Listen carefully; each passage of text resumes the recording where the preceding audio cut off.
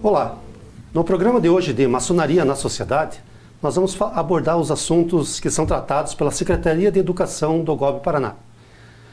Na Constituição do Grande Oriente do Brasil, no seu primeiro artigo, ela cita que a maçonaria é uma sociedade iniciática, filosófica, filantrópica, progressista e evolucionista.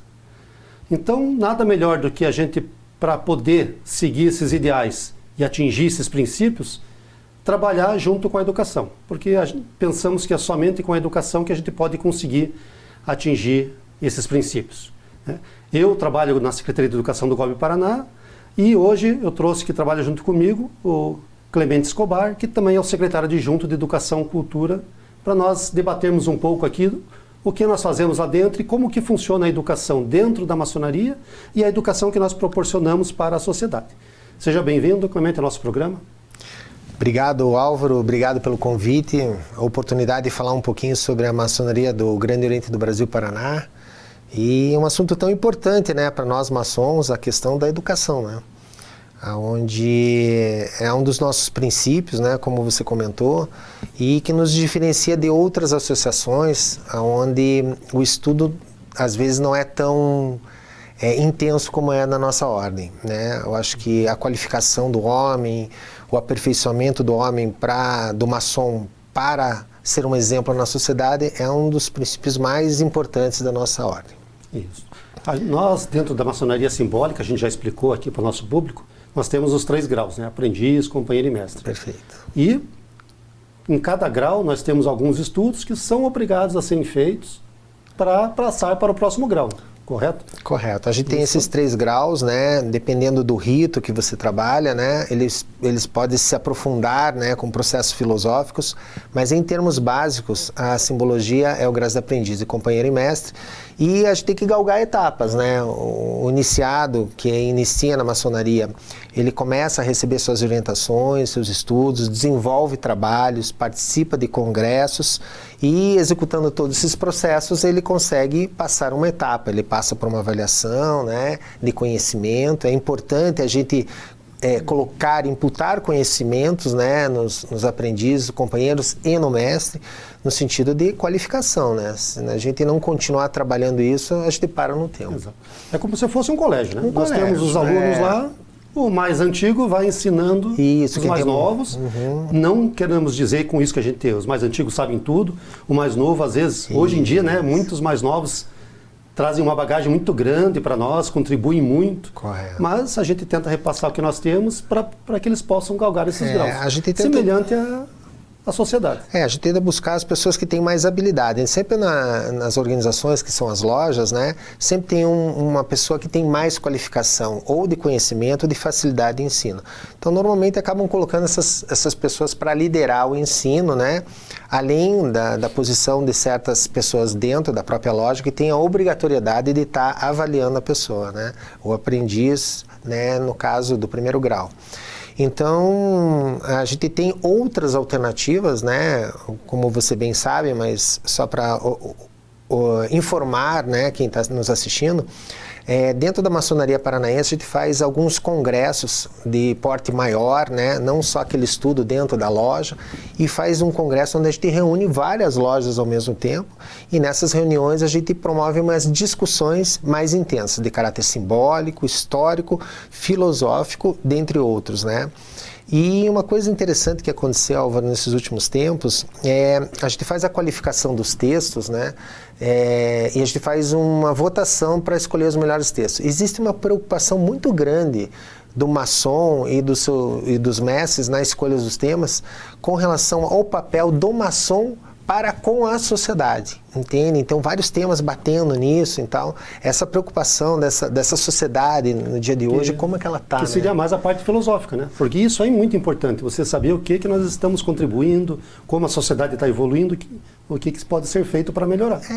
Essa construção, porque em termos gerais, a educação de 2024... é muito diferente do século passado, de 1950, até o final do século, com a entrada das tecnologias, né, a entrada do computador e a entrada principalmente do Google, né, onde todo mundo é o dono da razão. os perfis das pessoas mudaram bastante, né? Aquele conhecimento que era adquirido, que estava lá escondido, né? Hoje ele é muito questionado. Por quê? Você digita no Google e já descobre. Então a nova geração, ela vem diferente, né? Ele vem até para nos ensinar, né? Às vezes você fica meio receoso da maçonaria, de entrar um maçom muito novo, mas quando ele entra, ele faz, né? Ele traz novidades para nós de apresentação, de tecnologia. Então é muito interessante ver essa modificação, né? E vamos falar sobre os congressos, então, já que você abordou o congresso.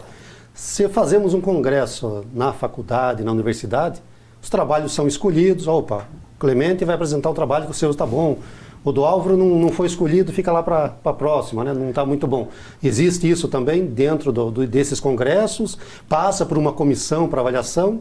Estou falando só do congresso, por enquanto, né? O congresso a gente faz o seguinte, a gente pede para eles selecionarem os temas, discutirem dentro do seu grupo temas que sejam adequados para a visão do aprendiz ou do companheiro. Ele tem um filtro dentro da própria loja, aí eles trazem para um momento que a gente chama de pré-ERAC, que é o encontro de aprendizes e companheiros, né, que são esses eventos que são 7 no Paraná, e nesses eventos a gente discute o que há de melhor na opção dos aprendizes, na visão do aprendiz e para os aprendizes. É óbvio que a gente usufrui desse conhecimento, sempre vem uma carga nova, uma informação nova, uma metodologia nova, uma interpretação nova.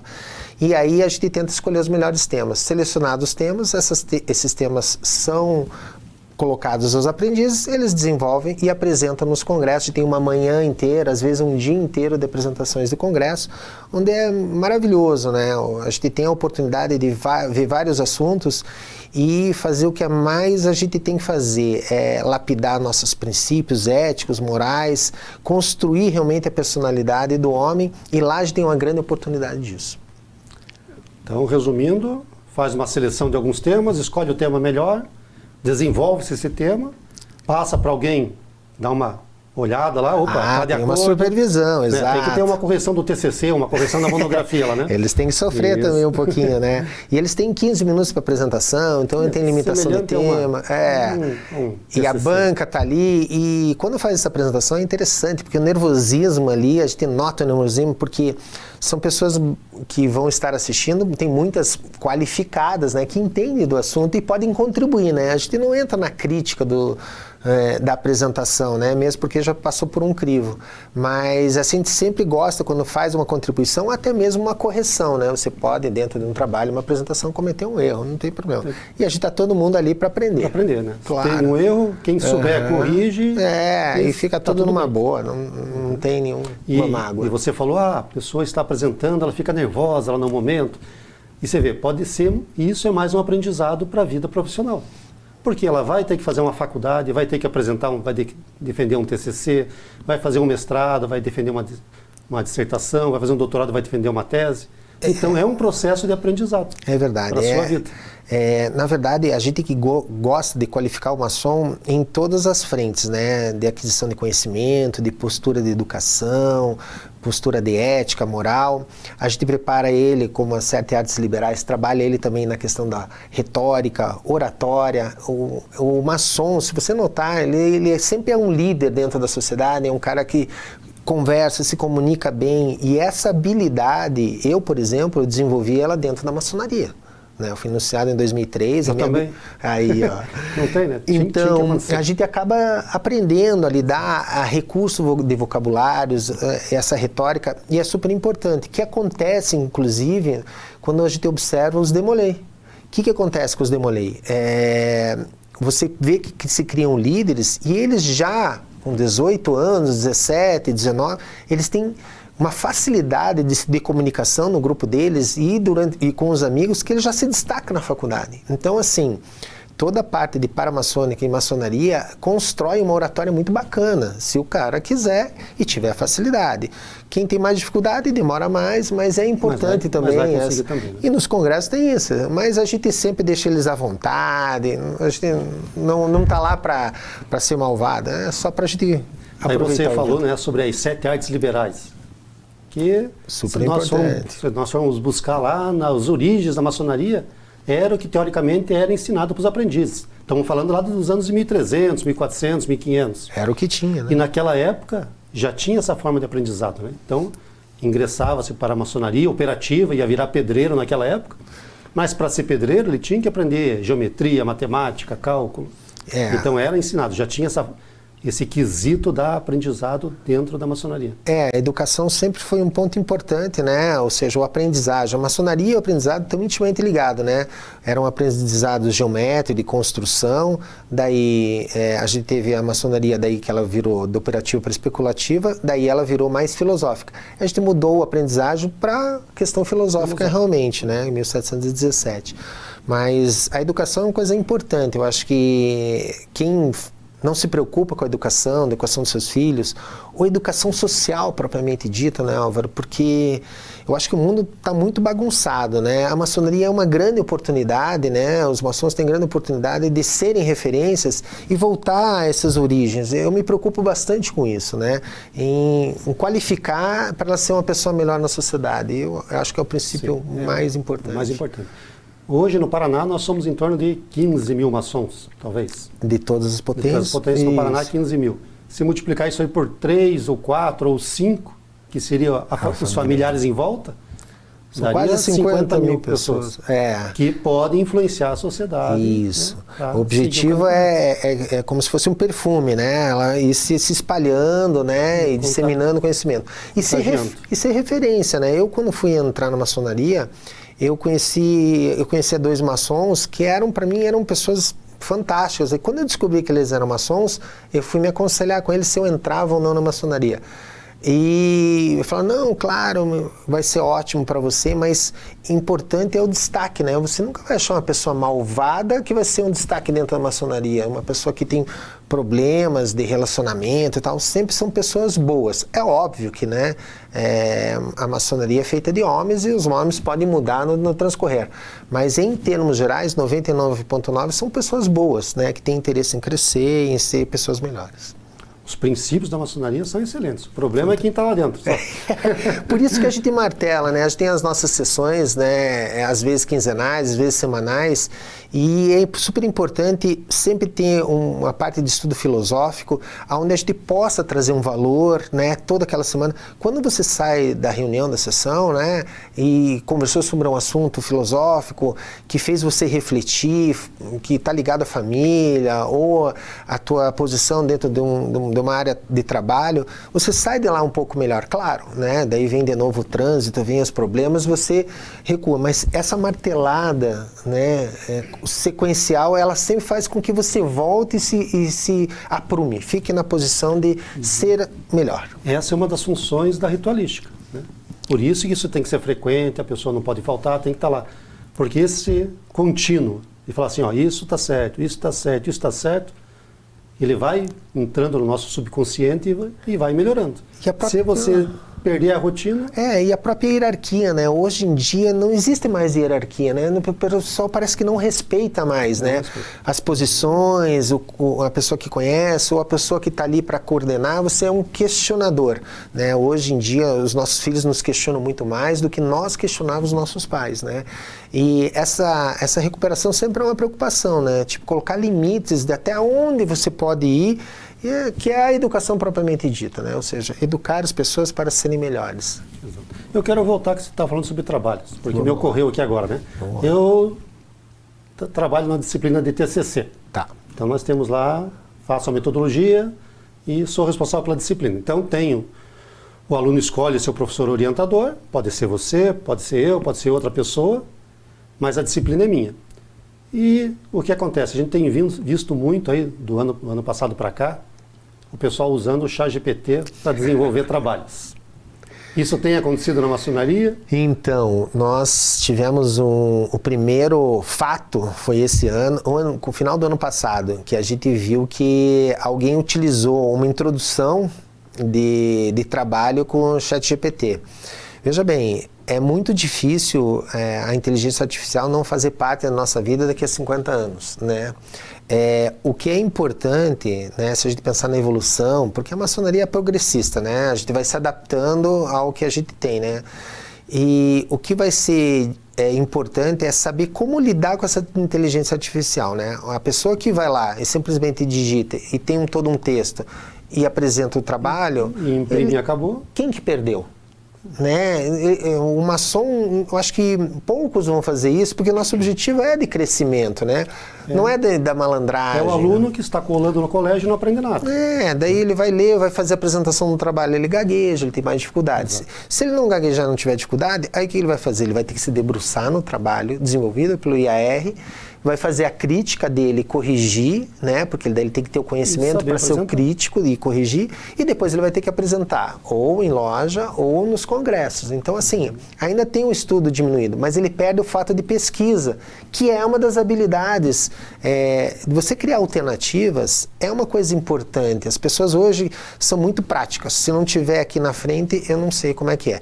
O cara que sabe, não está aqui na frente, mas eu posso procurar ali, buscar os caminhos. Isso é importante da gente desenvolver para as pessoas. E dentro da pesquisa, discernir, né? Esse livro aqui é bom, esse autor é bom, esse aqui já não está muito de acordo com o que eu vi. Ele então também tem que ter essa. A gente tem uns autores que eles são mais fantasiosos, né? Então a gente sempre tem que tomar cuidado. Claro, a gente tem uma liberdade de expressão, você pode ir para um lado mais, vamos pensar, esotérico, um lado mais primário, não interessa, mas você tem que tomar cuidado, né? Das invenções, e livro de invenção, o que mais tem? A maçonaria tem essa capa fechada, que não é fechada, né? Você bem sabe, e o pessoal acha que acontece um monte de coisas. Na verdade, o que acontece lá é muito estudo e muita preocupação com a sociedade e com o maçom. Bom, você sabe, né? Eu tenho um programa no YouTube lá, da Rádio Uninter, com o Hamilton, que é chamado Universo Maçônico, que é justamente isso. É desmistificar, porque existe muita teoria, muita fantasia em cima da maçonaria, porque é o que vende. É o que o pessoal quer assistir, é o que o pessoal quer ler, então isso vende muito. Então esse nosso programa justamente é para desmistificar. Né? Nesse nosso aqui da TV, nós estamos mostrando para o pessoal como a maçonaria funciona na nossa organização e como funciona ajudando a sociedade. O outro lá é para desmistificar mesmo, para dizer, opa, pessoal, isso aqui é muita fantasia que estão inventando, não tem nada disso. Que nem aquela notícia, né? Notícia boa, né? Aconteceu uma notícia boa, um casal casou, não sei o quê, dá um tipo de ibope. Agora fala, aconteceu um acidente trágico, não sei o quê, vai todo mundo lá pesquisar. É o normal da curiosidade humana. É uma hora um programa de TV falando sobre aquilo. Conseguir desenvolver por que bateu o carro, o que aconteceu. Agora, o casamento, todo envolvido. O pessoal não tem tanto interesse. É a questão da polêmica, né, digamos assim. E ainda falando, né, sobre os trabalhos, então, com o ChatGPT, dou aula na engenharia civil. E similar ao nosso aprendiz lá, que foi no ChatGPT, pegou o texto, imprimiu, foi lá, leu, não sabia nem o que estava falando, é similar a um engenheiro que cola nas provas para virar engenheiro. Ele pensa, eu quero ser engenheiro civil porque eu vou ganhar bem e vou ficar rico. Mas ele não vai se destacar no mercado de trabalho com um engenheiro que sabe fazer realmente, que aprendeu a fazer. Então, Álvaro, esse é o ponto educacional que a gente busca na maçonaria. Exatamente o que você falou. O que adianta ser um engenheiro, ter o título e não saber o que você está fazendo? O que adianta você entrar na maçonaria, buscar a compreensão da filosofia, do estudo, sem se envolver e aprender com aquilo lá, entende? Então você está no ambiente errado, vai jogar bola. Exato. Né?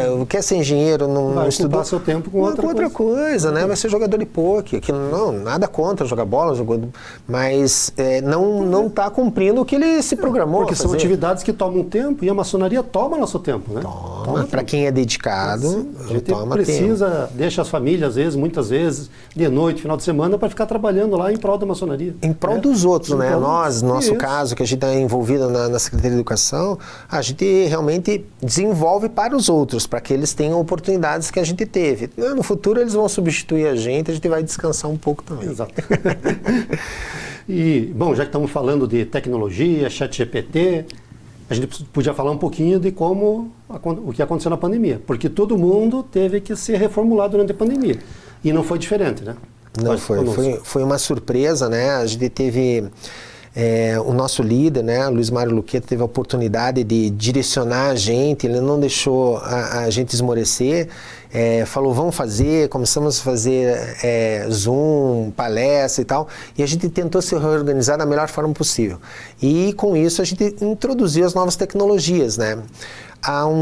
Antes da pandemia, uns 4 anos antes, uma pessoa chegou e falou para mim, olha, vamos fazer a reunião da seleção dos trabalhos do ERAC via online, ninguém precisa viajar e não sei o quê. Naquela época a gente fazia a reunião presencial. Eu falei, cara, isso aí não funciona, não vai dar, vai vazar informação, não sei o quê. Deu 2, 3 anos, chegou a pandemia, hoje é imprescindível, a gente faz uma reunião, consegue selecionar tema para 20 lojas, 1h30, tudo resolvido e fazemos... A pessoa pode estar viajando, pode estar em qualquer lugar, acessa no momento. É fantástico. E agora a gente está com transmissão dos congressos, a gente faz transmissão ao vivo, com possibilidade de participação também nos congressos ao vivo, né? Então a gente pode, um congresso ocorre, por exemplo, na região sudoeste, lá em Cascavel, a pessoa pode estar em Curitiba, assistir, interagir, fazer perguntas, né? Então está ficando cada vez mais dinâmico, a nova geração veio e participa mesmo, é muito bom. E as câmeras já têm se atualizado em questão de equipamentos, câmeras, né? E para tentar trazer o melhor, né? Se existe a tecnologia e está aí, vamos tentar ofertar o melhor possível. E até mesmo o EAD, né? Porque o que acontece? Muitas faculdades, durante a pandemia, que eram somente presenciais, tiveram que aderir ao EAD, porque não tinha como, o aluno não podia ir para a aula, foi 1 ano, tentaram voltar, a pandemia tomou força novamente, tiveram que voltar para o EAD, então foram quase 2 anos somente no EAD. E universidades, faculdades que não estavam preparadas, adquiriram ferramentas, vamos fazer pelo Zoom, vamos fazer pelo Teams. Isso. E o professor lá se virando nos 10 para poder passar material, conteúdo, não tem quadro. Poxa, eu sou professor de física, como é que eu vou desenvolver uma equação que eu uso 2, 3 quadros no computador? Então a gente começou a se desenvolver, vou pôr um quadro atrás de mim, põe a filme aqui, viro uma câmera para uma folha e vou escrevendo e vou falando. E a gente fez isso também na maçonaria. Aquelas câmeras que não tinham boa conexão, a gente vai preparando luz, a gente aprendeu muito nisso, né? E a questão da EAD também foi bastante interessante porque a gente oportunizou, né? Antes era muito livro, muita reunião, né? Dentro de loja, congresso, mas hoje tem todo um material, um vasto material que vai sendo cada vez ampliado dentro do EAD. Então, aquele maçom que é regular e tem acesso ao EAD, porque é uma área restrita, né? E ele tem acesso a trabalhos, livros, diversos trabalhos, publicações, então ali ele tem a oportunidade de crescer e fazer comparativos, até para desenvolver os trabalhos dele. Então o EAD é uma ferramenta importantíssima. Não tem professores lá, mas são os colaboradores que escreve, vai colocando, a gente vai colocando material lá dentro. Isso. É um espaço que foi cedido aqui pela Uninter para nós, né? Graças ao professor Piccoli aqui que cedeu o espaço para nós. Então a gente coloca esse material lá dentro, semelhante ao que é um EAD hoje. E a gente vai, agora a gente está desenvolvendo treinamento administrativos também que a gente vai colocar, então cada vez a gente vai trazendo mais ferramentas para trazer qualificação e a nossa educação de sempre. Isso. Bom, a gente só falou da educação dentro da maçonaria, né? E para fora. Porque, tudo bem, nós estamos preparando os aprendizes, os companheiros, os mestres, trazendo uma educação através de simbologia, de filosofia, para que ele se torne uma pessoa melhor e com isso poder ajudar a sociedade. Mas temos alguns projetos também para a sociedade diretamente, né? Então, quando a gente fala de maçonaria para com a sociedade, onde existe a participação do maçom dentro da sociedade, a gente tem a parte da filantropia, que é uma coisa bacana. Eu acho que o Ariel Strapasson já esteve aqui falando do que a gente tem a ofertar, né? A gente faz os auxílios dentro do possível, né? A gente auxilia eles. Então o maçom hoje, ele tem essa, não responsabilidade, mas tem esse viés, né? Que ele adquirindo uma educação, sendo uma pessoa melhor, quando ele está na sociedade, ele faz projetos, se juntam, né? No interior é bem mais forte, e fazem projetos sociais para escolares ou arrecadam dinheiro e ajudam alguma instituição. Então a gente tem essa preocupação. E a sociedade em si, hoje, como a gente falou anteriormente, ela está bem perdida, né? Então nada melhor do que nós nos organizarmos para dar rumo para quem a gente tiver a oportunidade de dar rumo, né? Algum tempo atrás esteve aqui o Jean, que é o venerável da loja Perseverança lá de Paranaguá, e ele comentou sobre um projeto social que eles fazem junto com os jovens lá na sociedade, dando bolsa de estudos no ensino médio, nos cursinhos, nas faculdades, né? Então esse é o tipo de apoio que a gente teve já, que envolve a educação, mas diretamente para a sociedade. E a gente tem tentado trabalhar com convênios educacionais, que a gente tem com o Uninter, né? Porque trabalhar com educação, acho que é um dos maiores valores que a gente tem para deixar. Porque quando a gente vai embora, né? Nosso corpo tem um tempo hábil, que a gente deixa nosso recado, né? A nossa obra que a gente construiu durante a vida, né? Se essa obra foi uma obra exemplar, né? Com princípios e tudo mais, quando você for embora, você vai ser lembrado pelo quê? Qual obra que você deixou? Entende? Só vai ser lembrado por isso. Se não deixou nada... Se não deixou nada, se foi uma pessoa ruim, vai ser esquecido rapidamente. Mas se você deixou uma obra de construção, aquela pessoa era boa, fazia isso, trabalhou nisso. Então, é isso. A gente gostaria que todo maçom, né, depois de contribuir com a sua vida terrestre, pudesse deixar uma obra. Seria o ideal, né? Ou seja, uma mensagem, uma coisa positiva, uma coisa boa. Essa é a nossa preocupação a nível de educação.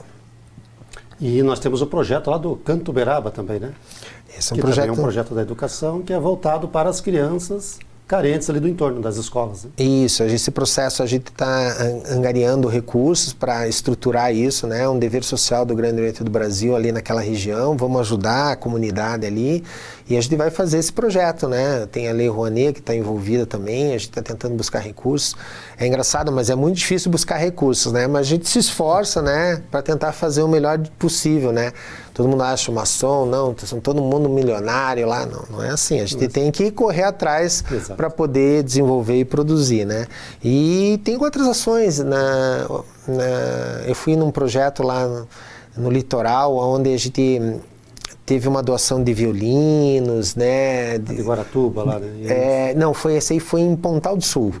Não sei se Guaratuba teve também, mas... Guaratuba tem uma que também é de escola de música para as crianças. Escola de música, Então, esses fatores são muito bacanas. Por exemplo, a gente tem uma loja que ajuda as mulheres que têm dificuldade de poder aquisitivo em questão de fraldas, né, geriátricas, e para as meninas que deixam de ir no colégio porque não tem lá o absorvente, e daí ela tem uma loja que produz 3.000 fraldas e fazem doações, né? Então essa preocupação da sociedade que a gente tem é muito importante. E isso vai se criando na loja, né? Aquela energia positiva, aquela vontade de ser melhor, que é o importante. Esse é um dos nossos focos, né? Ser melhor. E um dos principais objetivos da Secretaria de Educação. Transformar uma pessoa melhor. Transformar uma ação em pessoas melhores. Talvez das secretarias dentro do Grande Oriente do Brasil, a da Secretaria da Educação seja a que está mais voltada para esse princípio. Porque é a que está envolvida realmente, desde que ele entra para a sua formação, para transformar seu aprendizado.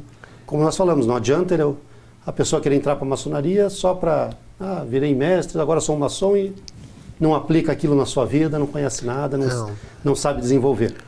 A nossa pasta ela é muito requisitada, né? Ou seja, a gente é muito cobrado com isso. A gente tinha uma dificuldade, falando um pouquinho desse negócio de estudar e parar.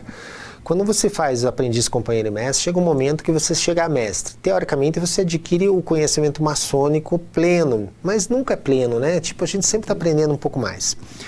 E aí, alguns mestres, eles não estudavam tanto.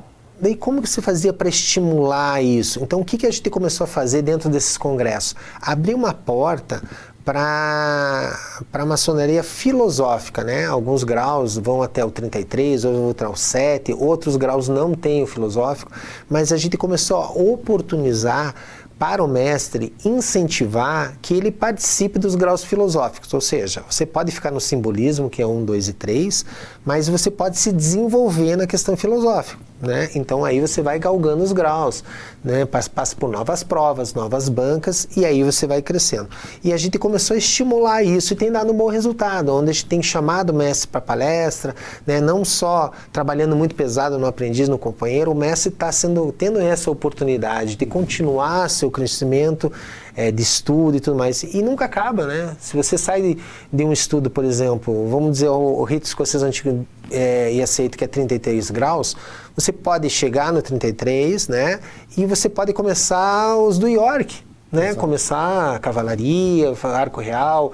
Então a gente tem a oportunidade de estudar sempre. Sempre a gente tem a oportunidade de estudo. Cada grau desse é uma filosofia embutida. Isso. E a gente pensa assim, se eu for olhar todos os graus lá do rito escocês, do 4 ao 33, que foram graus escritos lá em 1700 e pouco. 1804. Fechou lá em 1804, mas foi se desenvolvido em 1700 até 1800. Se nós pegarmos lá, sei lá, pega lá o grau 16, 17, 18, e aquilo lá você lê aquela filosofia tão atual hoje em dia ainda, que você pode aplicar aquilo perfeitamente hoje em dia. Então a pessoa que escreveu aquilo lá foi de uma clareza assim de ideias. Vai ficar uma curiosidade aqui, o grau 29... Cavaleiro do Sol? Eu não me lembro. O grau 29 é um grau que tem muito ensinamento, né? Ele tem várias vertentes de estudo ali que poderia facilmente fazer um congresso com aquele... E só num grau tem muito estudo ali. Então, o 29, 30 e 31 são graus fantásticos assim, de estudo. Não desmerecendo os outros, né? Cada um com essa característica, mas são graus que tem muita informação, né? Se o cara pegar e se debruçar e desenvolver, cara, vai ser muito bacana. Aí fica a curiosidade de saber o que tem no 29. Mas vale a pena. Para quem não é maçom que está assistindo a gente, né? Todos esses graus eles vão falar de filosofia, vão falar sobre trabalho, leis, né? Que falam sobre como a sociedade deve se comportar. E foi o que eu falei. São rituais, filosofias que foram escritas lá no século XVI até 18, 16 a 18. E estão muito atuais hoje, muito atuais. A gente lê lá, poxa, o cara está falando sobre leis trabalhistas aqui, numa época que não existia lei trabalhista. Não, tem um grau, né? Tem um grau que ele fala sobre o poder econômico, como a troca da moeda, ou seja, como lidar com o dinheiro. Tipo, ele não ensina, mas ele fala em termos gerais, filosoficamente, como é que é essa questão. E é muito bom. Antigamente, para você ser um chefe de uma loja maçônica, você tinha que galgar no rito escocês antigo da seita até o grau 18. Então o cara tinha que receber um monte de treinamento para chegar no 18, para daí ele poder ser concebido um venerável mestre, né? Cara, é muito bacana. Nós que somos envolvidos na maçonaria, a gente vê a magia do processo. Exato. Né? E gosta, né? Porque a gente vê esse tratado escrito lá em 1800 e fala, poxa, isso aqui é tão atual, eu posso aplicar isso aqui hoje na minha casa, na minha família, no meu trabalho, que cabe perfeitamente. E é justamente isso que nós queremos, que todo maçom faça, para que possa sempre estar evoluindo. Exato, Álvaro. Essa recuperação que a gente tem que tem que tentar resgatar, né? Eu bato bastante nessa tecla, né? Da questão da gente... Como a gente voltar a ser o respeito. Hoje em dia as crianças hoje não respeitam os pais, vai de boca. Por quê? Porque eles estão muito mais treinados, eles têm muita habilidade, eles têm o tablet, o celular com 6 anos, 8 anos já está com o celular, tem interação, os próprios vídeos, os desenhos são diferentes hoje, e eles são muito mais articulados. E com isso, às vezes, a gente perde o controle do respeito, né? E isso gera uma cadeia, né? Tipo, claro... Depende muito de perfil familiar, mas é importante a gente resgatar esse respeito, a hierarquia, a educação, a cordialidade. Olha como a gente perdeu a cordialidade, né? A maçonaria, o ritual em si, ele faz com que você tenha respeito aos momentos, né, durante a sessão. Isso é importante, porque hoje em dia todo mundo quer furar o sinal, quer fazer isso, quer passar, não, depois eu vejo isso. E ali não, é uma regra. Não é o momento de você furar o sinal agora, não é o momento de você falar nessa sessão agora. Então, assim, vai educando, reeducando, recuperando. Isso é mais para nós, da nossa idade. Talvez a nova geração não tenha a mesma interpretação, né? Nós gostaríamos que fosse assim. E quem sabe, vamos pensar daqui a uns 50 anos, não existe uma reviravolta. Todo mundo acha que o correto é ser como é que era antigamente. Vamos ver, né? Mas tá bom, Clemente. Acho que o papo foi bom, né? Foi bacana, né? Sempre trazer novas informações, né? Isso. E acho que o mais importante é isso, a gente mostrar que essa filosofia que existe dentro da maçonaria é para o crescimento pessoal e coletivo. É isso aí. Então é em prol disso que a gente sempre está trabalhando. Então a gente, como no teu programa lá, a gente mais uma vez desmistificando aqui, né? Na verdade, a gente está lá para estudar, para ser melhor, para martelar, para desbastar aquela pedra bruta e tentar alisar os problemas e ser uma pessoa melhor, né? Meu objetivo é ser melhor todos os dias. É óbvio que você tem momentos, mas sempre tentando ser uma pessoa melhor. Todos nós que somos envolvidos no processo, eu acho que a gente aprende a fazer isso na maçonaria. Ok, então acho que deixamos esse recado aí para quem está nos assistindo hoje. Obrigado pela audiência e nos encontramos no nosso próximo programa.